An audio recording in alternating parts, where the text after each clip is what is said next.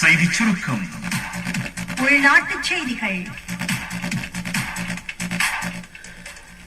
சர்வதேச நாணய நிதியத்தின் பிரதிநிதிகள் குழு ஒன்று விரைவில் இலங்கைக்கு வருகை தர உள்ளது.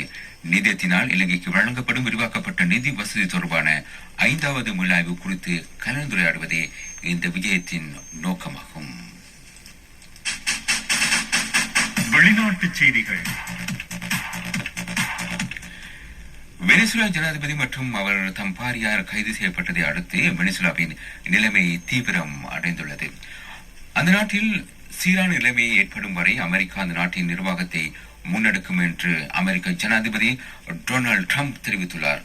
நேற்று புளோரிடா மாநிலத்தின் மாலோகோ மேற்றுள்ளத்தில் இடம்பெற்ற விசேட ஊடகவியலாளர் சந்திப்பின் போதே டொனால்டு டிரம்ப் இந்த கருத்துக்களை வெளியிட்டுள்ளார். விளையாட்டுச் செய்திகள். ஆஸ்திரேலியா இங்கிலாந்து அணிகளுக்கு இடையிலான அசஸ் டெஸ்ட் கிரிக்கெட் தொடரின் 5வது இறுதியான போட்டி தற்போது சிட்னியில் நடைபெற்று வருகிறது. நாணய சுழற்சியில் வெற்றியீட்டிய இங்கிலாந்து அணி முதலில் துடுப்படுத்தாடுகிறது. அதற்கமைய சற்று முன்னர் வரை இங்கிலாந்து அணி 3 விக்கெட் இழப்புக்கு 78 ஓட்டங்களை பெற்றிருந்தது. செய்தி சுருக்கம் கேட்டீர்கள். IIHS கல்வியால் சிறந்த எதிர்காலம்.